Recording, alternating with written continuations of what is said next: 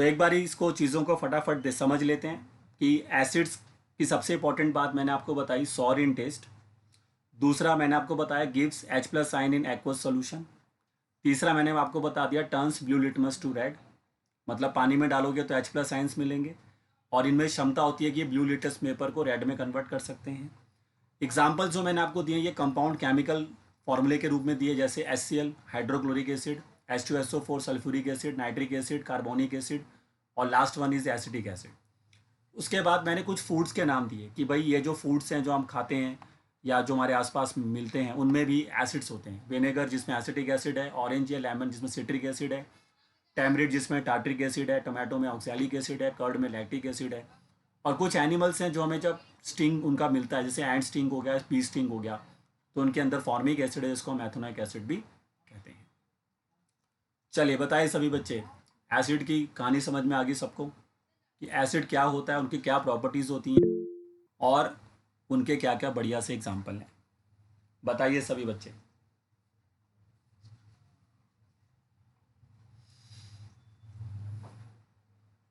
सबको क्लियर हो गया है? चलिए तो आप इसका स्क्रीनशॉट ले लीजिए, क्योंकि देखो नोट्स तो आपके पास मिल जाएंगे, वहाँ पर भी आपको सब चीज़ें मिल जाएंगी, बट फिर भी आप स्क्रीनशॉट लेके रख लीजिए। पहले यहाँ तक स्क्रीनशॉट ले लो सभी बच्चे, जल्दी लीजिए। तो आई होप यहाँ तक सबने ले लिया होगा। उसके बाद हम ये स्क्रीनशॉट ले लीजिए। ये नेक्स्ट आपका स्क्रीनशॉट हो गया। चलिए अब जैसे मैंने आपको कुछ जानकारी एसिड्स के बारे में दी है, अब वैसी जानकारी मैं आपको देता हूँ बेस के बारे में। अब बेस की जो इंपॉर्टेंट प्रॉपर्टीज़ हैं वो देखिए क्या क्या। सबसे पहले बिटर इन टेस्ट। जैसे आपने देखा था कि जो एसिड चीज़ें होती हैं वो टेस्ट में सॉर थी, तो ये जो इनका जो टेस्ट होता है वो थोड़ा बहुत बिटर टेस्ट रहता है इनका, ठीक है। सेकंड आप इसमें डाल सकते हैं सोपी इन टच। सोपी इन टच का मतलब ये है कि अगर आप इनको टच करेंगे जैसे साबुन जैसा आपको एहसास होगा। तीसरा उसके अंदर आएगा turns red litmus to blue. ये रेड लिटमस को ब्लू में कन्वर्ट करते हैं, उल्टा होता है।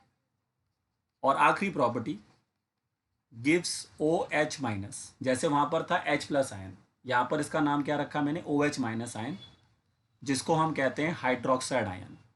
हाइड्रोक्साइड आयन, ठीक है। तो गिव्स OH- आयन यानी कि hydroxide ion in aqueous solution. मतलब एक्वस सॉल्यूशन का मतलब हुआ कि जब आप इनको वाटर में डिसॉल्व करोगे तो ये आपको देंगे OH- आयन्स। अब फिर आएंगे इनके एग्जाम्पल्स। तो केमिकल में अगर आप इनके एग्जाम्पल्स देखना चाहते हैं तो पहला आता है NaOH। जितने भी OH वाले कंपाउंड होते हैं, अब जैसे आपने ऊपर देखा कि सर ऐसे तो फिर CH3COOH में भी OH आता है, लेकिन ऐसा देखो इसमें खाली है क्योंकि इसमें ये एसिड है लेकिन ये बेस नहीं है। बट जनरली जो दूसरे, अगर आपको जनरली जिसमें भी OH मिलेगा वो आपको बेसिकली बेस ही होंगे। जैसे NaOH हो गया, फिर कैल्शियम हाइड्रोक्साइड हो गया, फिर KOH हो गया, पोटेशियम हाइड्रोक्साइड हो गया। तो ये सभी आपके लिए किसका काम करते हैं, ये सभी आपके लिए एक बेस का काम करते हैं, ठीक है। तो ये आपके लिए बेस के एग्जांपल्स हो गए। फिर आप कहोगे सर फिर जैसे आपने ऊपर एग्जांपल दिया कि जैसे फूड है हमारे पास जिनमें बेस पाया जाता है, तो वैसे ही हमारे पास ऐसी कोई चीज़ें हैं जो कि बेसिक नेचर जैसा रखती होंगे तो फूड के रूप में उनको यूज़ कर रहे हों। तो उसमें आप थोड़ा बहुत अगर देखना चाहें तो ये देखो, ये हम फूड तो नहीं इनको कहेंगे लेकिन ये यूज़ ज़रूर होते हैं एज अ बेस। तो इसका सबसे अच्छा एग्जाम्पल है आपका बेकिंग सोडा। अभी आप पढ़ोगे इसके बारे में आगे। तो बेकिंग सोडा जो होता है इसका नेचर बेसिक नेचर होता है, ठीक है। इसके अलावा जो, अब फूड तो नहीं कहेंगे, मतलब इसको आप फूड में मत लो, आप कुछ और एग्जाम्पल के रूप में ले लो कि हाँ भाई ये भी हमारे बेसिक नेचर दिखाते हैं, जैसे बेकिंग सोडा हो गया। इसके अलावा जो आप टूथपेस्ट यूज़ करते हैं, तो जो टूथपेस्ट हम यूज़ करते हैं उसके अंदर भी बेस होता है। तो टूथपेस्ट में बेस होता है, बेकिंग सोडा के अंदर बेस होता है, ठीक है। तो ऐसे आप कुछ एग्जांपल ले सकते हैं। जितना भी आपके सोप होते हैं, साबुन होते हैं, उनके अंदर भी बेस होता है, वो उनका नेचर भी बेसिक नेचर होता है। तो ये कुछ आप बेसिक नेचर के लिए एग्जांपल्स याद रख सकते हैं। ये केमिकल के रूप में बता दिए, कुछ मटेरियल्स के रूप में बता दिया मैंने आपको। तो ये है जानकारी किसकी भैया, बेस की, कि बेस की क्या क्या मेन प्रॉपर्टीज़ हैं और कुछ एग्जांपल्स जो आप उनके ध्यान में रख सकते हैं। इसमें एक मिल्क ऑफ मैग्नीशियम भी आता है, मिल्क ऑफ मैग्नीशिया भी एक अच्छा बेस होता है, वो भी आप लिख सकते हैं। चलिए बताइए सभी बच्चे, बेस का नॉलेज समझ में आ गया कि बेस और एसिड में बेसिक डिफरेंस क्या होता है। वो सौर हैं, ये बिटर हैं, वो H+ देते हैं, ये OH- आयन देते हैं। बताइए सभी बच्चे।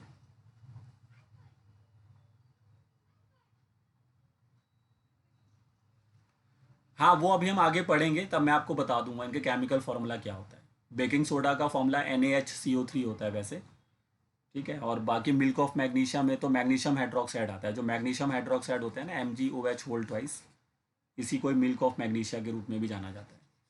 वो मैं करा दूंगा आपको आगे, जब आगे पढ़ेंगे हम चैप्टर को तो समझ में आ जाएगा।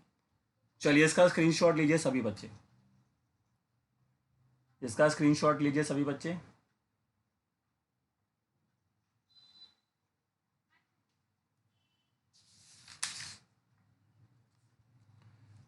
चलिए अब नेक्स्ट टॉपिक जो हम पढ़ने जा रहे हैं उसको हमने नाम दिया है इंडिकेटर्स। अब एक्चुअली क्या होता है कि हर एसिड या हर बेस को हम टेस्ट नहीं कर सकते, है ना भाई। अब मुझे पता करना है कि ये बेस है, ये एसिड है, तो उसको मैं टेस्ट होना करूँगा, पता लगा टेस्ट करा और निकल लिए ऊपर, क्योंकि वो एक अच्छा केमिकल हो सकता है हमारे लिए। अब केमिकल्स हमारी बॉडी में जाएंगे तो हर केमिकल हमारे लिए सही नहीं होता ना। तो इसके लिए फिर हमने क्या बनाए थे, इंडिकेटर्स बनाए थे। इंडिकेटर्स एक ऐसे सब्सटेंस होते हैं जो कि अपना कलर या फिर अपना टेस्ट इस तरह का कुछ चेंज करते हैं, अपनी स्मेल चेंज करते हैं, जिससे कि हम पता लगा पाते हैं कि वो चीज़ एसिड या बेस है। मतलब उसमें जब हम इसको मिलाएंगे, जैसे हमने कोई इंडिकेटर लिया उसमें हम एसिड मिलाएंगे या बेस मिलाएंगे, तो they can change their colour, they can change their order, ये होता है। तो इंडिकेटर की डेफिनेशन क्या होगी कि indicator are the substance, indicator are the substance which, या indicating are the substances that change, या फिर ये अपना चेंज कर सकते हैं देयर क्या, कलर, ठीक है।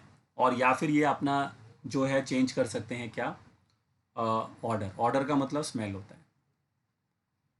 कब चेंज करेंगे, जैसे आप उसमें ऐड करेंगे, when added into an acid, मतलब इसको आप एसिड में मिलाओगे या फिर किसी बेस में मिलाओगे, तब ऐसा होगा। तो इसलिए इंडिकेटर्स को हमने अलग अलग कैटेगरीज में डिवाइड कर रखा है। तो उसमें पहला हमारा आता है नेचुरल इंडिकेटर्स। अब नेचुरल इंडिकेटर्स जो होते हैं मतलब नेचुरल सब्सटेंसेस से मिलकर बने होते हैं, ठीक है। अब नेचुरल इंडिकेटर्स में अगर आप देखें तो उसमें अब लिटमस सोल्यूशन जो होता है हमारा, ये लिटमस सोल्यूशन जो होता है लेट, ये भी हमारा नेचुरल इंडिकेटर्स में ही आता है, क्योंकि इसके अंदर एक हमारा पर्पल कलर की सोल्यूशन की डाई होती है। वैसे देखिए इसका जो कलर होता है वो पर्पल होता है, अपनी लिटमस का purple colour dye extracted from the lichen plants. मतलब इसमें पर्पल कलर की डाई होती है, पर्पल कलर डाई, जो कि एक्सट्रैक्ट की जाती है, एक्सट्रैक्टेड फ्रॉम लीचन्स। लीचन्स जो होते हैं प्लांट्स होते हैं जो कि थैलोफाइटा के अंदर आते हैं। ये जो प्लांट्स होते हैं थैलोफाइटा के अंदर आते हैं, ठीक है। तो ये इनसे बनाया जाता है लिटमस को। इसके अलावा फिर आप अगर लिटमस सोल्यूशन है, आप इसका एग्जांपल ले सकते हैं, ठीक है। तो ये एक आपका एग्जांपल हो गया इसके अंदर। और नेचुरल इंडिकेटर्स के अगर आपको और एग्जांपल लेने हैं तो फिर आप टर्मरिक ले सकते हैं, ठीक है। टर्मरिक हल्दी जो आपकी होती है, टर्मरिक जूस, वो आप ले सकते हैं, ठीक है। इसके अलावा फिर एक हमारे कई सारे प्लांट्स भी हैं जो उसका काम करते हैं यहाँ पर। एक चाइना रोज़ होता है, वो भी हम यूज़ कर सकते हैं। तो बहुत सारे एग्जांपल हैं, आप पढ़िए इनके बारे में। और फिर ये कैसे अपना कलर चेंज करेंगे, एसिड में क्या कलर होगा। जैसे अब लिटमस में तो आपको पता है कि एसिड डालोगे तो रेड हो जाएगा, बेस डालोगे तो ब्लू हो जाएगा। टर्मरिक में भी ऐसे ही होता है, अगर आप टर्मरिक के अंदर एसिड डालोगे, अगर आपने टर्मरिक को एसिड में डाल दिया ना, तो उसका जो कलर होगा वो रेड हो जाएगा। और अगर आपने टर्मरिक को बेस में डाल दिया तो उसका कलर ग्रीन हो जाता है। तो ये ऐसे इंडिकेटर हैं जो अपना कलर चेंज कर रहे हैं। लिटमस भी अपना कलर चेंज कर रहा है, टर्मरिक भी अपना कलर चेंज कर रहा है, ठीक है। अब कलर चेंजेस में फिर और इंडिकेटर भी होते हैं जो मैन मेड्स हैं। मैनमेड मतलब जो हमने खुद बनाए हैं, उनको कहते हैं आप सिंथेटिक इंडिकेटर्स। आप सिंथेटिक इंडिकेटर्स में अगर आप जाते हैं तो उसमें दो एग्जांपल आप सभी बच्चों को याद रखने पड़ेंगे। जो पहला एग्जांपल इसके अंदर होता है उसका नाम है फिनोफ्थलीन। तो एक कंपाउंड हमने बनाया जिसका नाम है फिनोफ्थलीन, इसकी स्पेलिंग ये रहेगी। और दूसरा हमने एक और बनाया इसी तरह से, उसका नाम है मिथाइल ऑरेंज। ये दोनों बहुत अच्छे एग्जाम्पल हैं किसके, सिंथेटिक इंडिकेटर, मतलब मैन मेड इंडिकेटर्स हैं ये। ठीक है। अब इसमें अगर आप एसिड डालो और बेस डालोगे तो टीचर आपसे पूछेगा कि क्या कलर्स आएंगे, कि एसिड डालने पर क्या कलर आएगा, बेस डालने पर क्या कलर आएगा। तो अगर आप फिनोफ्थलीन के अंदर एसिड सोल्यूशन में इसको रखोगे तो कोई कलर नहीं आता, वो कलरलेस हो जाता है।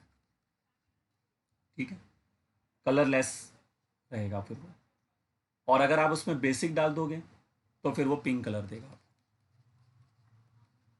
मिथाइल ऑरेंज में अगर आप एसिड डालोगे तो रेड हो जाएगा, और मिथाइल ऑरेंज में बेस डालोगे तो पिंक हो जाएगा, येलो हो जाएगा, सॉरी पिंक नहीं येलो। तो ये टीचर पूछ लेता है कि फिनोप्थलीन में एसिड डालेंगे तो क्या होगा, तो कलरलेस हो जाएगा, अगर बेस डालेंगे तो पिंक हो जाएगा। तो इस तरह से आप याद रख सकते हैं। तो ये सिंथेटिक इंडिकेटर्स होते हैं जो आपको ध्यान में रखने होंगे। इसके अलावा अगर हम नेक्स्ट इंडिकेटर की बात करें, अब उसको कहते हैं हम ऑल फैक्ट्री इंडिकेटर्स। ये हमारे तीसरे टाइप्स के इंडिकेटर्स होते हैं, ऑल फैक्ट्री इंडिकेटर्स।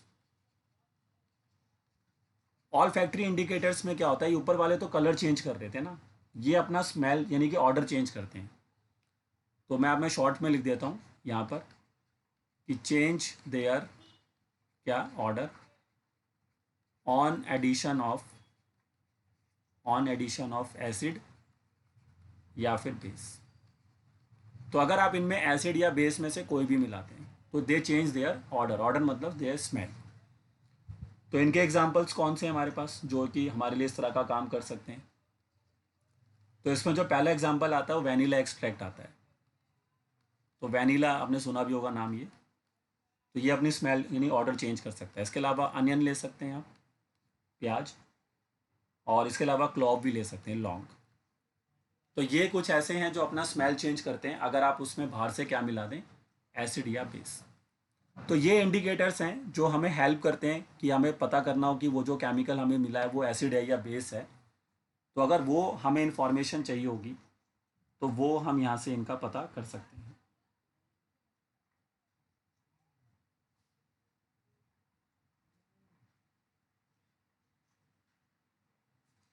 ठीक है।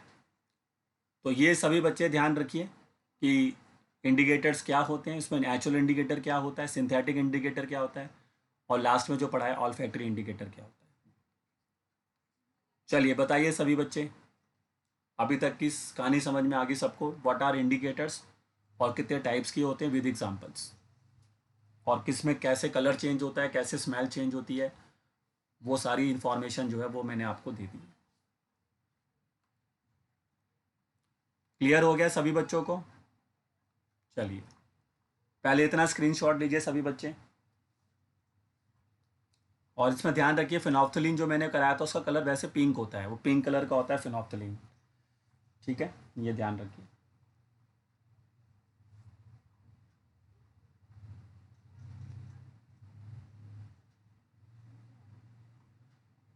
मतलब फिनोप्थलीन जो वैसे तो कलरलेस होता है, सॉरी हाँ फिनोप्थलीन का वैसे हाँ सॉरी कलर नहीं होता।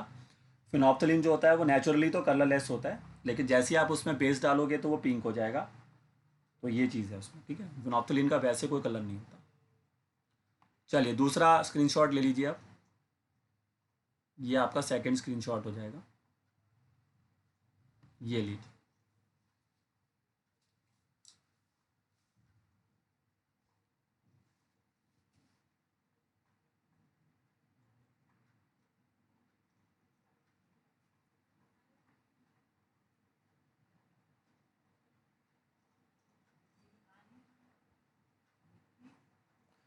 चलिए तो अभी तक हमने एसिड समझ लिया क्या होता है, बेस समझ लिया क्या होता है, और इंडिकेटर्स हमारे लिए कैसे काम करते हैं वो भी मैंने आपको समझा दिया। अब इसके बाद हमें रिएक्शंस के ऊपर आ जाना है। यहाँ से हमारे फिर अब क्या स्टार्ट हो जाएंगे, रिएक्शन स्टार्ट हो जाएंगे इसके बाद।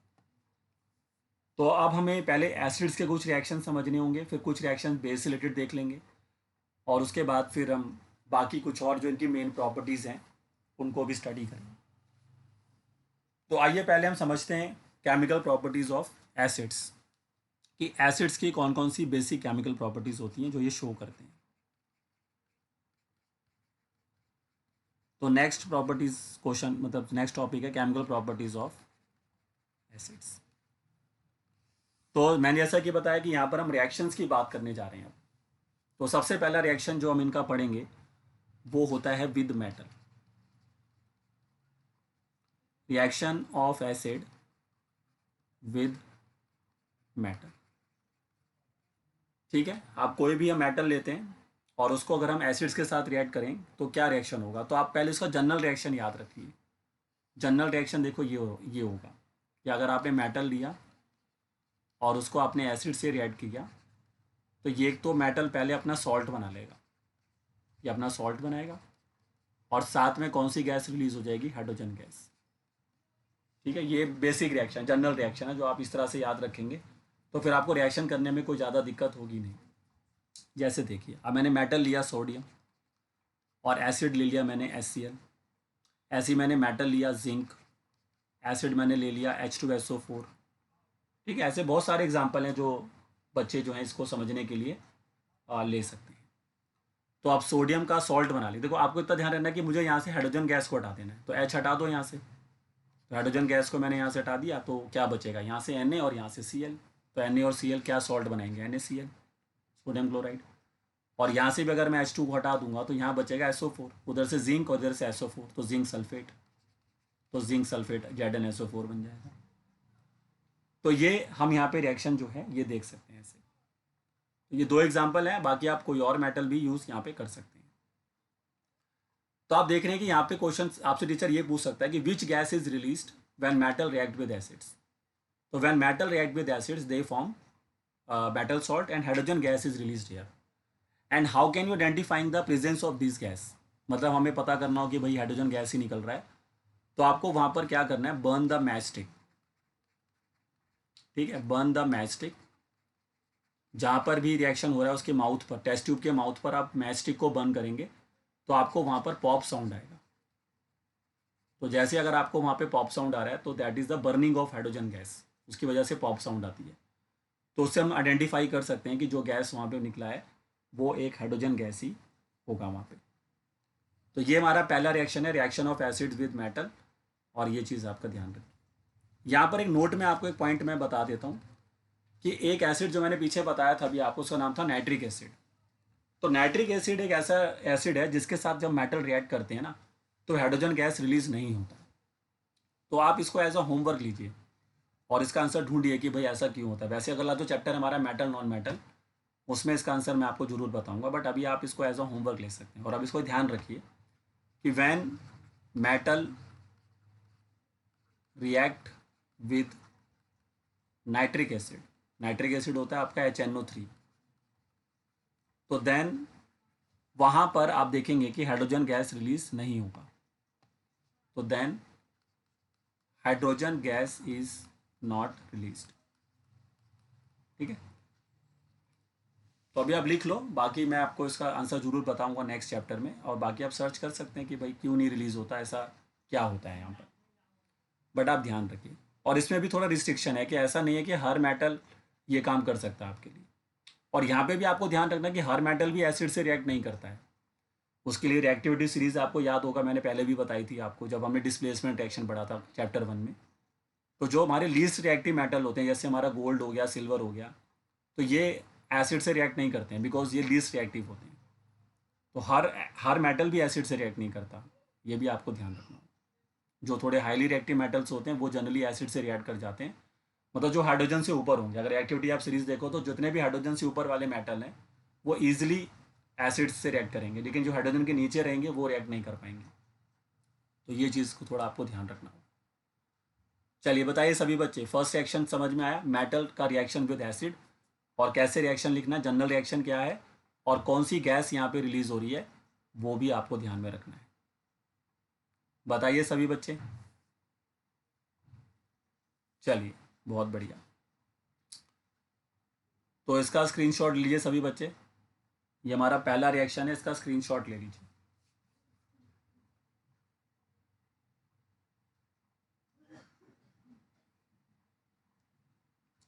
चलिए, आई होप सबने ले लिया होगा। अब एक लास्ट रिएक्शन मैं आपको और करा देता हूँ, फिर बाकी हम नेक्स्ट क्लास में करेंगे। तो सेकंड रिएक्शन है हमारा अब कौन सा, reaction of acids with metal carbonates और मेटल हाइड्रोजन कार्बोनेट्स। अभी हमने मेटल के साथ रिएक्शन करा है, लेकिन अब हम दो अलग से कंपाउंड ले रहे हैं। अब एक है मेटल कार्बोनेट। तो मेटल कार्बोनेट का मतलब क्या होता है, तो कार्बोनेट का फॉर्मूला पता होगा सभी को, CO3 2- होता है। और उसके साथ आप कोई भी मेटल जोड़ दो, जैसे सोडियम कार्बोनेट Na2CO3, आप मैग्नीशियम कार्बोनेट ले सकते हैं MgCO3, कैल्शियम कार्बोनेट ले सकते हैं COCO3। तो ये सब हमारे लिए होते हैं मेटल कार्बोनेट, जिसमें CO3 आता है। फिर ऐसे ही हमारे पास होते हैं मेटल हाइड्रोजन कार्बोनेट्स। अब मेटल हाइड्रोजन कार्बोनेट में कार्बोनेट के साथ में हाइड्रोजन भी आएगा। इसका सिंबल, जैसे इसका सिंबल होता है CO3 2-, ये CO3 2- इसका सिंबल है। इसका सिंबल होता है HCO3-। तो उसके हिसाब से फिर कंपाउंड बनेगा आपका यहाँ पे। तो यहाँ पे पहला कंपाउंड बन जाएगा आपका ऐसी NaHCO3-, NaHCO3। फिर ऐसी कैल्शियम हाइड्रोजन कार्बोनेट, इसका फॉर्मूला ये बनेगा। सारा वैलेंसी का खेल होता है, क्योंकि कैल्शियम का वैलेंसी 2 होती है, तो उसके नीचे 2 आ रहे हैं फिर। तो अगर आप ऐसे कंपाउंड लोगे तो ये होगे मेटल हाइड्रोजन कार्बोनेट्स, यानी कि HCO3 जिसमें रहेगा, और जिसमें सिर्फ CO3 रहेगा तो मेटल कार्बोनेट हो जाता है।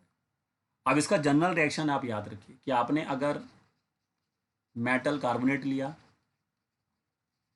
या फिर आप इसकी जगह पर मेटल हाइड्रोजन कार्बोनेट लेते हैं, और उन दोनों में से किसी का भी रिएक्शन एसिड के साथ कराते हैं, तो फिर क्या बनेगा।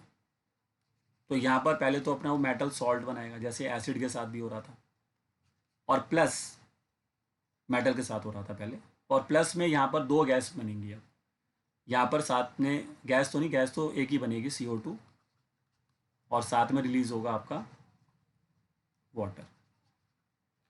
तो यहाँ पर जो आपका रिएक्शन हो रहा है वो थोड़ा सा अलग है। तो यहाँ पर वाटर बनेगा, और साथ में कौन सी गैस रिलीज होगी इस बार, CO2। पिछली बार कौन सी गैस रिलीज हो रही थी, हाइड्रोजन।